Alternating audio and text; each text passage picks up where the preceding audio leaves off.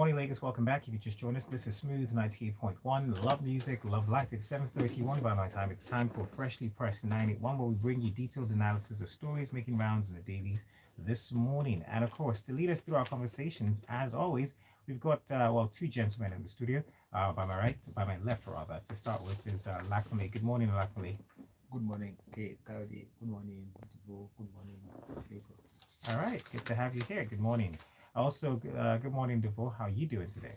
Good morning, Lagos. Morning, late. Mr. Baker, cool. When is our fuel coming back? All right. To be a part of our conversation, you can reach out to us on WhatsApp platform. The number to send your messages to is 0809 Also, you can reach out to us on YouTube. Your messages come there as well. It's youtube.com/smooth981FM Lagos. We're streaming live there. We're also taking messages on Twitter. Use the hashtag freshly pressed 981 to get your messages in as the show progresses. The first story comes to you, Devo. It's from the Vanguard newspaper. It talks about bad fuel, just like you've mentioned just now. So the NNPC and also marketers begin a 24-hour service. Now, according to the story here, the Nigerian National Petroleum Corporation, that's the NNPC Limited, disclosed on Tuesday that its retail outlets with those of major oil marketers have commenced a 24-hour service to ensure that more motorists are attended to daily. And generally the group executive director downstream, that's Adetunji Adeyemi, he mentioned this to a journalist. He said that there's a monitoring team that has been set up to ensure smooth supply of petrol nationwide. What do you make of this? What I really make, I would love if at this point we could just put a mic at the fuel stations to get a word or get the sound of the commotion going on Okay. at most stations nationwide. Most times, like I said, this whole crisis, this fuel scarcity crisis, has been badly managed. Even the PR, in the sense that they keep trying to spin the situation, because even though they're saying that major marketers have begun 24-hour service, what is the nature of that service? Are all pumps being sold at, as we know? And if all pumps are being sold at, which is not the case, we wouldn't see the queues and the fights that are still ongoing. But literally, this story speaks as to how it gives us some indicator from the NNPC as to when the supply gap will be bridged. Now, what they're saying, the NNPC said that about 2.3 billion liters was en route, okay? And it should arrive anytime before the end of February. Okay. Prior to this time, we heard it was going to end by the upper weekend, and then it went on to this week, and it was said that it would dissipate by Wednesday. We are at another week now, and yet the crisis or the fuel queues are still on. Although this story talks about how the NNPC say now that their stations, that's the NNPC stations themselves, are going to be on hand to have a 24-hour service. It's going to be a little easier as opposed to. I mean, it's. I don't think that is a compliance issue whereby each station has to sell for 24 hours. That's literally the NNPC trying to the cooperation of the major marketers to ensure that they can bring down the supply gap and kill the scarcity. Now, like I said, we need to bear in mind the indicator they've given. Okay. If it takes up until end of February to get this gap bridged, that's about 13 days starting from yesterday. Yes. That's about a 2 weeks, so it's about 2 weeks until this would go. Two, the bad fuel that was brought into the country, and this is part of the issue. It's not enough to just, okay, let's bridge the gap and then everybody goes their normal way. No, we need to take lessons and also consequences. Who brought it in? What's going to happen? We need to see some heads rolling. It shouldn't just end at, oh, okay, I've given you fuel now. Everybody should be quiet. Yes, what's your problem again? So that it doesn't reoccur the next time. Processes that they would have put in place to ensure that they're testing for all levels of quality and specifications.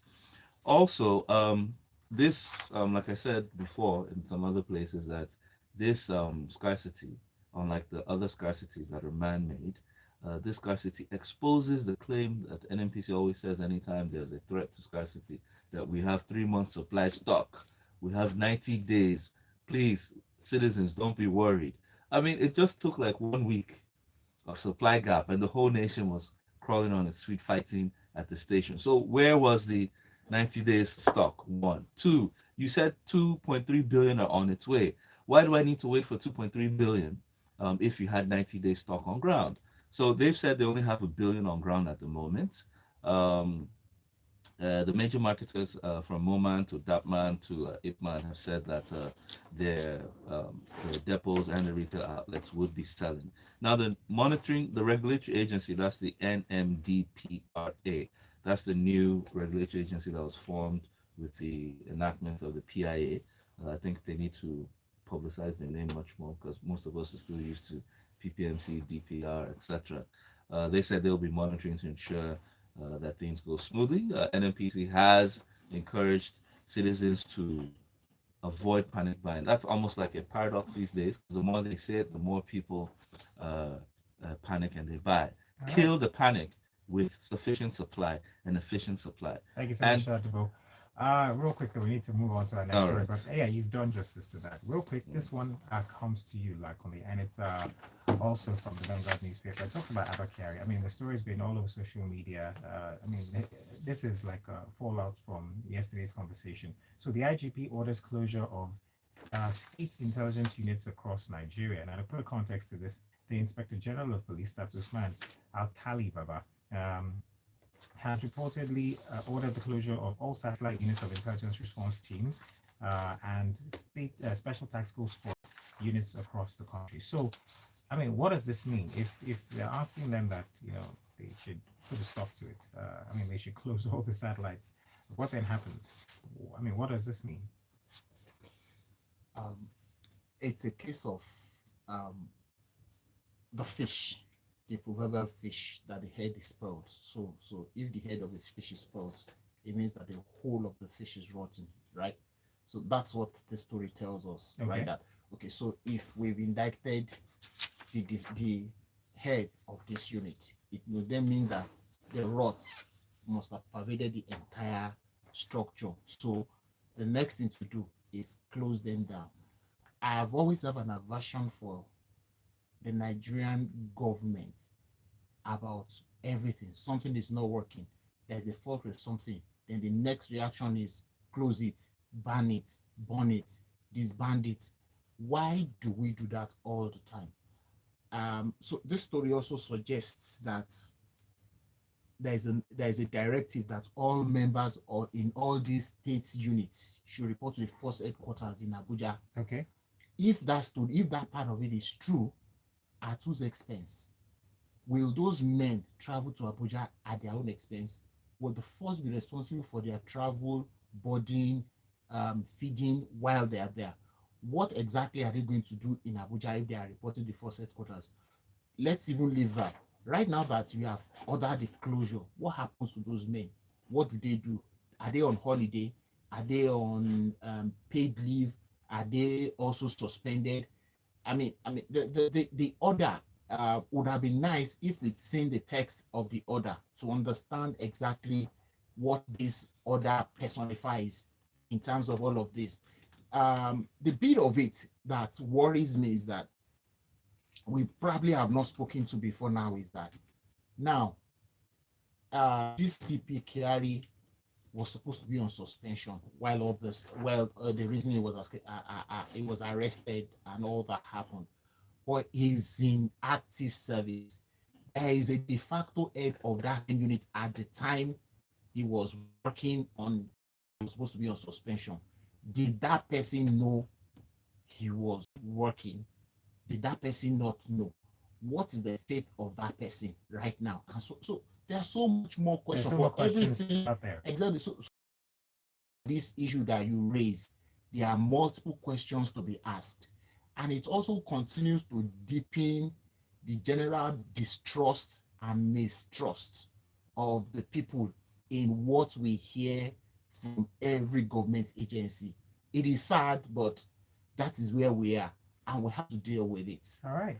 Thank you very much for that. Got a few messages here. This one from Shegun says, in an election year, why is PDP the main opposition party? Why is PDP the main opposition party not criticizing the government on its inefficient handling of the fuel crisis? Is it because they do not want Nigerians to be reminded of how they oversaw the annual fuel shortages when they were in power?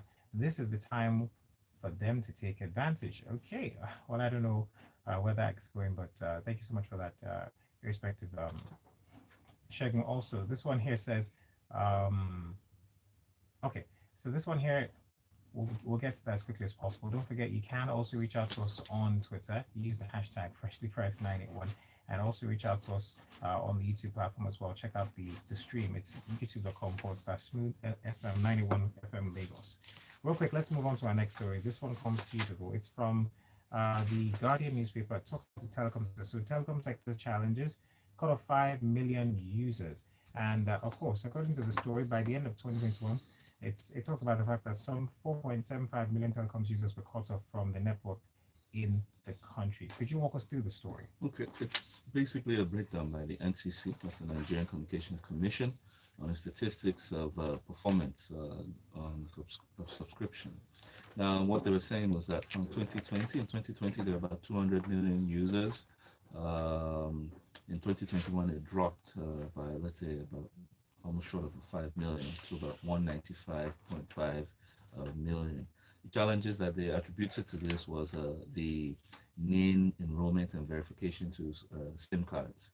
As you know, that was now made a policy, and everyone had to go and get their NIN number and tie it to their SIM card. Yes. And if you didn't, I think at a certain point, You were disconnected. you'd be disconnected. Two, they also said the fall came to weaker purchasing power, which affected Apple. Apple is a telecom terminology that represents average revenue per user. That's basically how much each subscriber spends on their network. Now, thirdly, they said the COVID-19 pandemic also drove a lot of slow growth, as we all know. They also stated the telecom operator numbers in terms of MTN at the highest with 73 million, Airtel next at 54, Glow at 38, and Nine Mobile at 13. Well, the former president of the Association of Telecoms Companies, who is currently the director of the Nigerian Coordinator for Alliance for Affordable Internet, Olushola Tenola, said that data has defined the new form of growth within the industry, and that job losses and also the pandemic has impacted on consumption, and that government should be a bit light-handed in its approach and regulation because its policies are very sensitive to the telco growth. Well, with the loss of this 5 million users, I mean, at least 4.75, what does it mean for the telcos generally? It means that in my opinion, I think they've lost some type of revenue, but then how else can we look at this situation? Well, that's why they wrote the reasons that attributed for that drop. And what would happen is if you can mitigate, like for example, if they improve efficiency on the NIN to subscriber to the SIM card process, that should up, because we all know that there's still many people who have not gotten their NINs tied to their phones. Secondly, as if there are economic policies that will drive some growth within the economy, obviously it will increase the purchasing power of subscribers. So, and as we know, COVID-19 is abating the pandemic. I'm sure at some point it will be declared an endemic or epidemic. Don't let us forget that for 2-3 weeks now, the main server has been down, and it's held up a lot of other things, including Bank registrations, amongst other things. yeah. bank registrations, passports, and so on and so forth. So that could also be part of the No, that's even down. That's Okay, 2021. That's now. That's Yes. basically sorry. this is the previous story. Okay, thank you so much for that. Real quick, let's move on to our next story. It comes to you, Lakunle. It's from the Punch newspaper. So, reps propose community service as punishment for attempted suicide. And okay, so they're replacing a 1-year jail term with community service and counseling as punishment for attempted suicide. So, do you think this is a step in the right direction? Absolutely. It's good news that the things that we ordinarily should not criminalize, quite a number of them we have criminalized in Nigeria. Yeah, this is one of them, and it's good news that we are thinking this way. However, I still do not agree that a survivor of a suicide attempt, even though self-inflicted, should still, in quotes, be punished. I think that we should not treat the symptoms, we should treat the cause. And in treating the cause is to say, okay, so this individual has attempted suicide. What caused it? We should be emphasizing on helping the person, not to be able, not to go back or to attempt suicide a second time or a third time or a fourth time. And how do we do that? Um, we need our government and the lawmakers to make laws and programs and things that will make people to be gainfully employed, to make life more livable generally, power, access to facility, infrastructural facilities, security, so on and so forth. So it's highly unlikely that somebody who is living well would get depressed to Yes. consider suicide. Well, Okay, well, we can so- debate that. Yes, I said it is highly unlikely. I didn't say it is 100%. It's highly unlikely that if you live well, you get depressed and then you consider suicide. Of course, there are extreme cases. Even the extreme cases, the solution is not to even get the person and still punish the person. We should focus more on helping the person to get out of the Yes. depression. What do you think Can about I this? tag that? First of all, this law, right, is archaic, outdated. It comes from the Jurassic Park because at that time there was a religious element to this act whereby you jail someone who has attempted suicide, right? In the modern day, this even the House of Reps, this motion is ill-informed. Suicide is a mental problem, it's a mental illness. It should be tagged for what it is. So the help you're referring to is anybody who is caught for attempted suicide should be constrained to the hospital. Go for treatment. Get constrained to some kind of medical service or assistance, not punitive measures. I mean, you're dealing with someone's mind. What does community service, how does that help in addressing the person? Anybody could So you're just saying, you know what, just tackle the situation. We've talked about counseling as well. tackle it from an informed point of view. It's a medical circumstance Solve the which problem. which Don't needs to be treat the addressed symptom. properly. It's just simple. All right. I got a few messages here. This one from our YouTube page from EKG Jim says, I don't understand Lahuli's questions on the police intelligence unit. Police will have a process about travel of its personnel, and the Abuja interview will be to debrief to know the depth of the rot. Okay, I think you guys are talking about the same thing in general, though. But let's get to our WhatsApp page. This one here from Diplo says, the government is absolutely a scam. They always told us about the NNPC. They always told us the NNPC is a sole supplier of petrol in Nigeria, but now we know that they are a briefcase dealer bringing subsidized petroleum products. So the subsidy scam still exists as it is already reflected in the unaccountable amount of subsidized petroleum consumed. Okay, and of course he further says Gary is the Minister of Petroleum and oversees what happens at the NNPC. Cisco Delgado comes in to say, why the punishment of suicide attempts? Let them see the RCA, that's root cause analysis. Yinka Bolu comes in to say, intelligence units, tactical units, all this is English. Because of Kiari, for Kiari not to be intelligent, I'm not sure any of them. Okay, I'm not really sure I can make out what you're trying to say, but he further says, these all NDLA Kiari bosses coming too late from findings. The salary of the Deputy Commissioner of Police on grade level is, okay, so he mentions the figure as well, and it says it's not enough pointer that something is not right with the man, and he should have been questioned long ago. Okay, all right, thank you very much for that. Real quick though, let's go on a quick break. When we get back, we'll do some more talking. Don't forget, this is Smooth Breakfast on Smooth 98.1, Freshly Pressed 91 is what you're listening to. On Love Music, Love Life. Okay, my tickets. Good morning. Good morning. People who are ordinarily posted, What are you calculating? people who are posted ordinarily to At states. First Bank, I we think understand police your are ordinarily times posted need don't have extra cash to accommodation. sort out your We are now bills. talking of Well, people that that's where we come in. With that First should Bank, report you can at get no notice. What did you guys say? your salary in I'm one saying month. the man that was Update your questioning what I personal said life about online. the travels of those who to Abuja. Yes. Extra cash. People that are posted here to be here for years don't have accommodation in their barracks. You are not talking about that you are asking to come Yes, at we'll no send them now. notice. We'll send How? them now. Information. People that ask them to come, we'll send them money to come now. We'll make Some of the provisions for things I that. know. I have police, I have friends in police, so across rank and file. Okay, let's continue. Welcome back. This is still Smooth 98.1, Freshly Pressed 91. Still is what you're listening to. Let's move on to our next story real quick. This from the Vanguard newspaper comes to you, Divo. Why we're amending Asset Declaration Act to include all bank employees, spouse, and children. This is according to the House of Representatives. And well, they're saying that, according to the story, the House of Representatives has underscored the need to amend the Asset Declaration Act to include every bank employee, their spouse, children, of official age. But what do you make of this?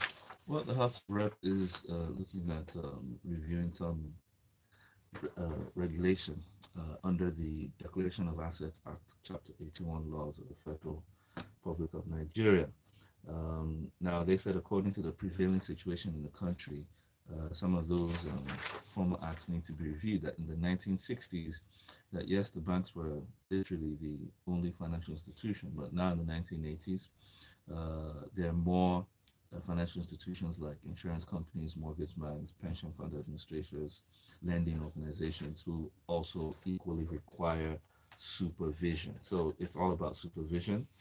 But I think some of the two parts of that were highlighted was formerly currently all bank staff are expected to declare their assets, just like we discussed politicians, Okay. political party appointees declaring their assets. But they're saying they will include their spouses and unmarried children But is this absolutely necessary, though? under 18. Well, the public hearing is on the 24th of February, so Okay. I will see whether there will be the ayes have it on that day. However, because that may be going too far.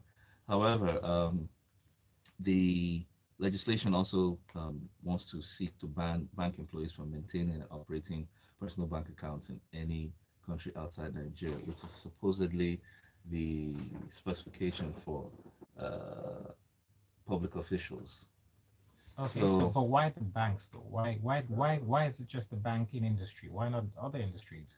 Well, we'll have to ask Honorable Shino Pella, who is the sponsor of this bill, on the 24th of February when the public hearing will take place. You see what is happening here is, in my opinion, we're coming in bits and pieces. It is the banks now. Who knows who's going? Maybe the oil and gas people will be next, and after that, it will be maybe anybody else. So Regular individuals. exactly. So we're coming in bits and pieces. We'll get there. The question is just like saying, if you're asking me for this, how about you? All right. So that's where we're headed. Let's move on to our next story. I talked about inflation dropping. It's on this day newspaper. So inflation drops to 15.60%. It's your story, Lakshmi. What do you make of this? Well, any bit of news that sounds pleasing is good to celebrate, like I always say. January 2021 compared to January 2022, inflation rates dropped by 0.87 on the average across all the statistics and across all indices that were considered. That's good news. Now the question is, maybe we will not remember how much we bought a packet of sugar in January last year, but we know how much we bought it January this year. Okay. And maybe we would not remember how much for those people who paid rent in January 2021, but they will remember how much they paid this year. So every individual will be able to say whether this figure actually is representative of what happened to them between those 2 months. Okay, but this is a national average. It is good news. The target for us, for any nation, should be to keep inflation of any type in the single digits. Okay. And I'm sure that it is not impossible to do here if we only do the right thing. Is it possible though to see that to see a continuous drop in inflation from here on out, all the way till maybe the end of the year? It's not impossible, but the things that are happening today does not suggest it can happen. For example, we are here now 2 weeks now. We're talking about Fuel fuel amongst other scarcity, things. and the cost of transportation has greatly increased. So it's not impossible, but can we Factors like ahead? this Yes. Do we have might see the a will rise in to make them inflation. happen? I really wonder what this Jollof Index says. All right, let's move on to our next story. But before we do that, don't forget to get your messages to 0809444091. This one from Ian says, these are lawmakers, eh? Well, he uses very colorful statements with all of them. Wow. Ibrahim comes in to say, this one from Tony says, just imagine these lawmakers, what these lawmakers earn. Is this enough to make one who can't afford a square meal want to commit suicide? And Fabian comes in to say, good morning, everyone. I partially agree with Devo. The cause of suicide is multifactorial and thus requires the input of medical personnel, security, and legislators before enacting new laws. And that's from Fabian. Cisco Delgado comes in to say, Olakone, come to my 12 market and see nothing like inflation drops. Okay, all right. Well, let's move on to our next story. This one here comes to you, Devo. Talk about illegal tax collectors and checkpoint operators are being arrested in Benue State. Is from the Vanguard newspaper. What do you make of this? Well, the Benue Internal Revenue Service, that's the BRS, has stepped up their surveillance, and they have been addressing the illegal. They arrested about 39 illegal checkpoint fake tax collectors who were barricading highways in Benue and extorting truck drivers and traders. The chair lady, that Mrs. Mimi Adzape Olubibi, has said that it had become a problem for the state governments that many of the hoodlums, who she termed as the illegal checkpoint operators, were being aided and abetted or enjoying the backing of some bad eggs in the military and the police. Obviously, she said that they had been arresting them before and they would arrest even more, and that that some of these bad eggs, instead of being charged for setting up illegal checkpoints, they should be charged for armed robbery. Well, I actually believe that whilst they face prosecution, the state government needs to make very fine report to the IG as well as the DHQ Okay. to address some of the issues that she has raised, because these are strong allegations that state security was aiding and abetting this illegal collection of tax. Now, it's obviously not just a Benue problem. We have that same issue here In Southwest. yes, in Southwest, especially Lagos, with our own Agberos and their own tax. You say in Lagos, we have it everywhere in the country. Yes. So, and it's a problem. Let's say it's a problem for all state governments, because whilst you have the genuine tax collection, you now have these informal, illegal, and bogus forms of revenue generation that nobody can actually beat their chest in the court of law that this is backed by law. All right. Thank you so much, Devo. Final story, real quick. This one here is from this day newspaper. It comes to you, Lakone. Buhari seeks legal backing for NSCDC, NCS, and Immigration Board. So, in one sentence, what do you make of this, and how far do you think this is going to go? Well, every government agency has a board. So the ones that didn't have that statement in the constitution today, these ones are part of them, and so it's asking that it be legalized. So nothing Nothing out different. of nothing out of the ordinary in that. They're just making things legal. So All right. Thank you very much, gentlemen. Always a pleasure having you here. You can continue the conversation with our analyst up on social media across all platforms. Lakule70 at Lakule70 is where you can find him. Yes, am I correct? very Also, you can reach out to Devo on Twitter and also across all social media platforms at Devo Okore. That's where you can find him.